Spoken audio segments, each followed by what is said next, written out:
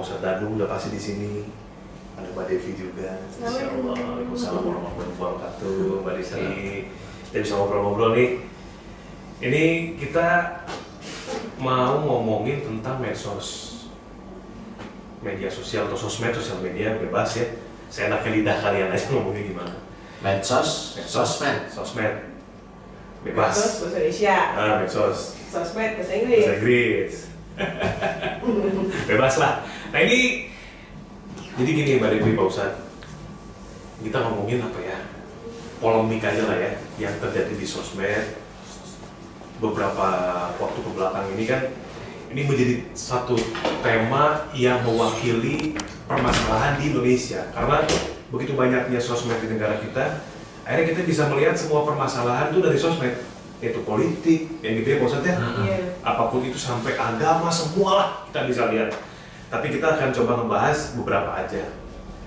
Untuk kalangan, misalkan untuk kalangan artis ya.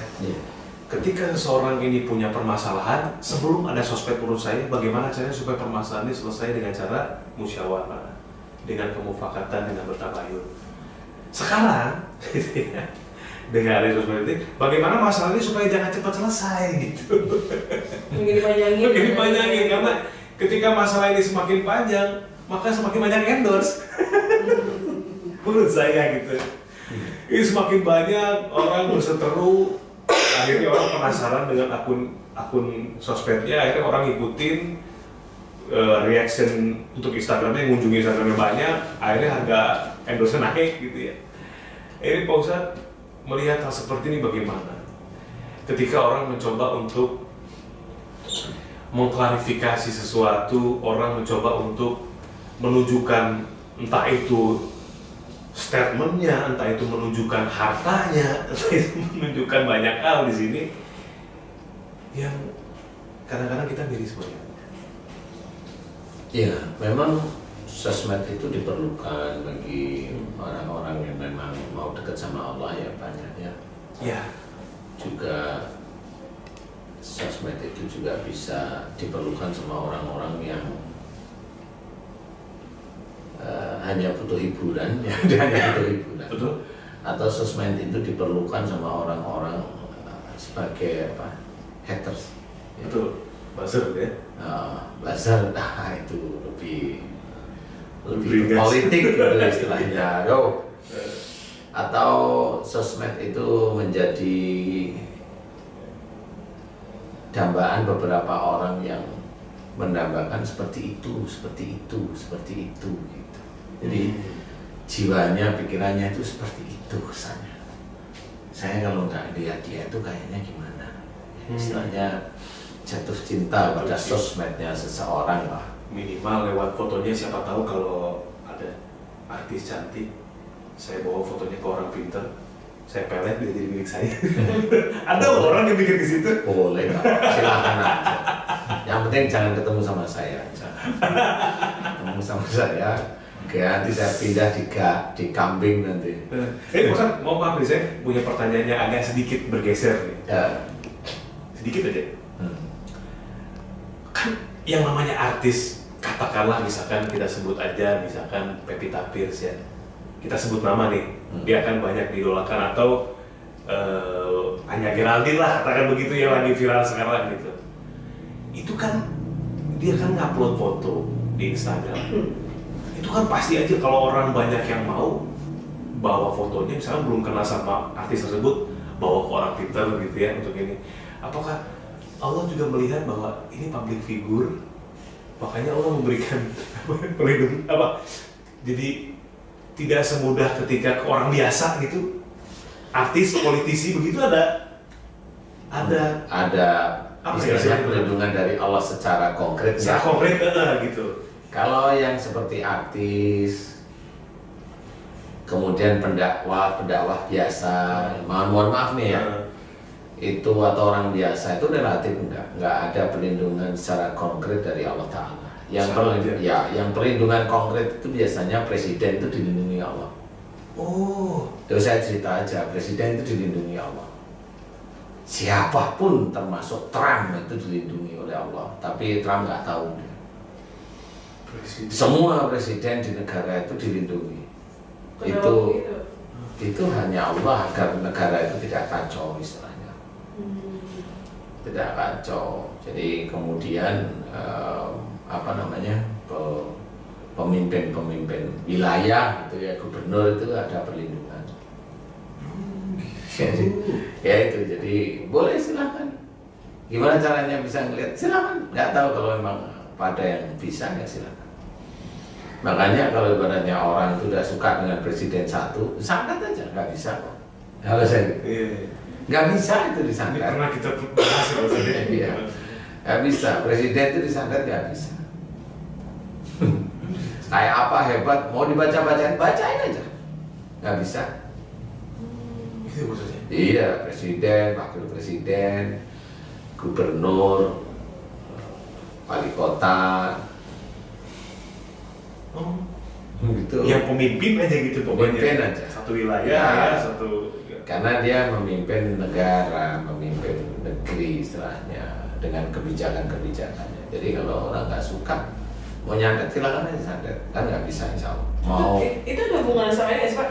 Yang ayat apa, siapapun pemimpinnya, dan tetap kita harus mengikuti dan itu. iya memang ada. Ikuti pemimpin satu kaum gitu ya. Iya. Iya, jadi memang kita harus mengikuti. Jadi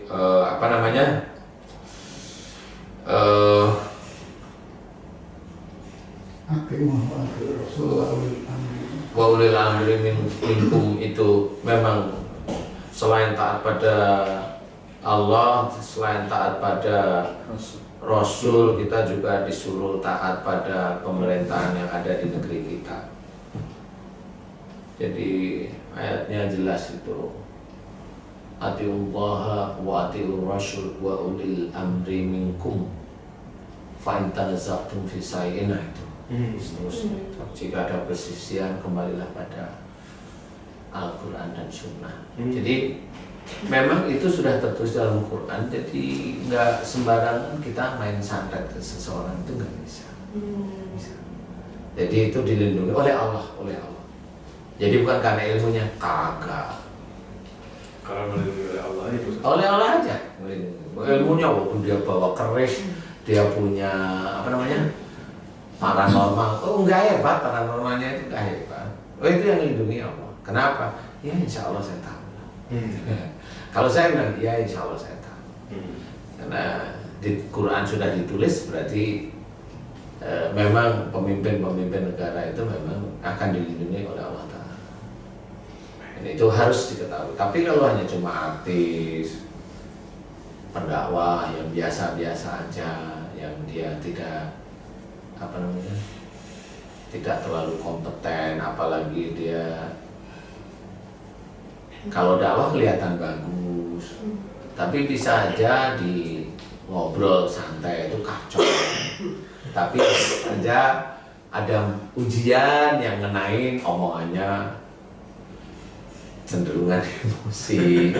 Karena itu pendakwah yang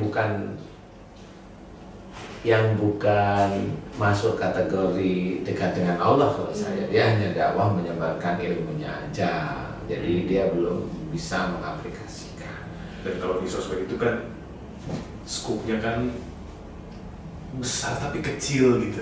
Kecil dalam arti kita hanya bisa melihat dia di situ aja gitu ya. Iya benar. Jadi belum tentu kita tahu seperti apa aslinya gitu. Iya sih. Makanya kadang kalau artis kayak Mas Bobi tadi itu miring-miring dikit itu memang bisa aja. Jadi artis itu sekarang kan upload foto ini, itu lalu memang ada orang yang iseng aja bawa ke dukun daerah tempatnya Mas Bobi. Ya selesai, besok bermasalah. Besok itu bermasalah. Dia suka sama laki-laki, dia selalu berantem terus. Apalagi orangnya hanya halu. Dia nggak berani muncul, tapi ini orang harus sama saya nih Pak Dukun, Pak Yai ini harus sama saya nih, gitu. Udah taruh aja, selesai dah. Kalau punya keluarga bubar aja. Nah itu ya karena masalah-masalah sosmed yang dia lupa. Ya memang orang tahu kalau dia cantik barangkali atau ganteng barangkali ya, tapi dia lupa bahwa itu menjadi alat di print ya, di print kasih bisa. Itu menjadi alat. Kalau saya ya itulah gunanya agama untuk mereduksi, meredakan ya, meredakan nafsu-nafsu kita. Kalau mamanya pas dia mau upload itu upload waktu dia melakukan kegiatan syuting, mamanya, nah itu masih boleh lah. Itu tidak terlalu tidak terlalu menunjukkan diri secara pribadi. Maksud saya seperti itu.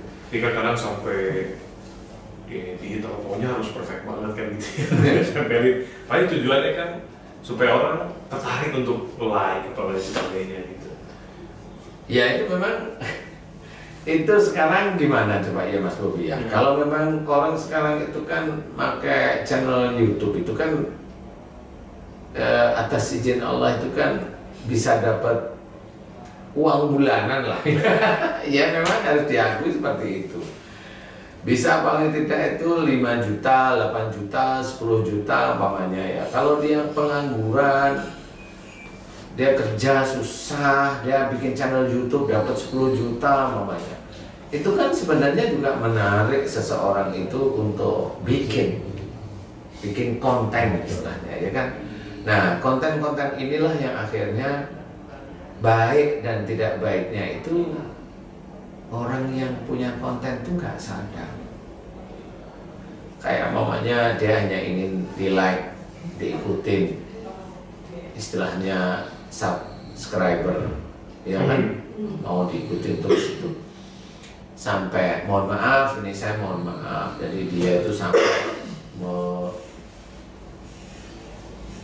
mau foto aja dia datengin foto yang betul ini, fotografer di rumahnya ini itu kan saya pernah diperlihatkan oleh seseorang itu ya senyum aja saya gitu. Senyum itu maksudnya kenapa orang begitu gitu ya. Dan itu diupload kecuali memang untuk album pribadi ya. Tapi kan itu diupload.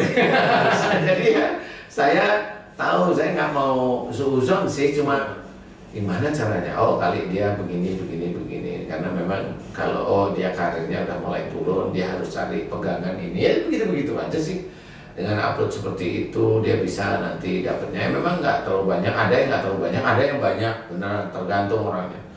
Kalau orangnya itu doyan ngomong ya bisa aja itu. Subscribernya itu bisa banyak, bisa jutaan ya gitu. Nah, kalau mamanya seperti itu ya hati-hatilah. Boleh cari uang lewat situ boleh, tapi hati-hati. Kalau mamanya Mas Bobi tadi menampilkan, mohon maaf ya, menampilkan kekayaannya, kata Mas Bobi seperti itu. Ya memang kata Mbak Devi ya risih. Risih sebenarnya. Jadi risih itu risih aja, risih gimana? Sama seperti tanyain Ustadz, Mbak Ustadz nampilin keluarganya Ustadz, enggak, saya nggak suka yang seperti itu, gitu. Saya nggak suka, karena bukan tidak suka itu karena saya tidak suka dengan keluarga saya, bukan. Karena itu saya takut ujub, riak, sombong itu muncul. Makanya saya bukannya tidak mau, itu yang saya mencoba menjaga aja, sehingga nggak muncul.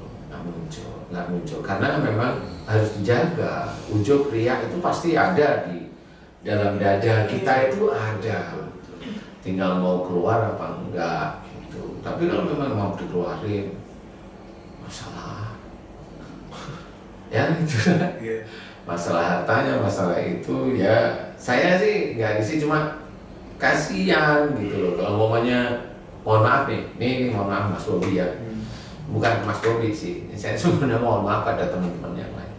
Kalau mamanya dia tuh mengeluarkan hartanya untuk menjadi model di YouTube-nya dia kan gitu. Pada waktu dia mengeluarkan di sini ada rasa ujub riya, itu pasti ada. Pasti. Kalau dari ujub riya itu udah ujub riyanya sendiri, kalau kita ngomong aja itu membakar amal-amal soleh kita. Kalau ujub ria ini kita munculkan, itu akan menjadi penilaian negatif pada orang-orang satu. Yang kedua, dari orang yang dapat ini kemudian menonton karena suka dengan yang begitu, suka dengan yang begitu. Orangnya sendiri kan dia terpancing untuk menjadi mirip seperti itu. Dia mengajarkan sesuatu yang sebenarnya kurang baik. Kalau hanya cuma masalah itu. Dan orang jadi terpacu untuk seperti itu dengan cara yang belum tentu baik, itu loh maksudnya.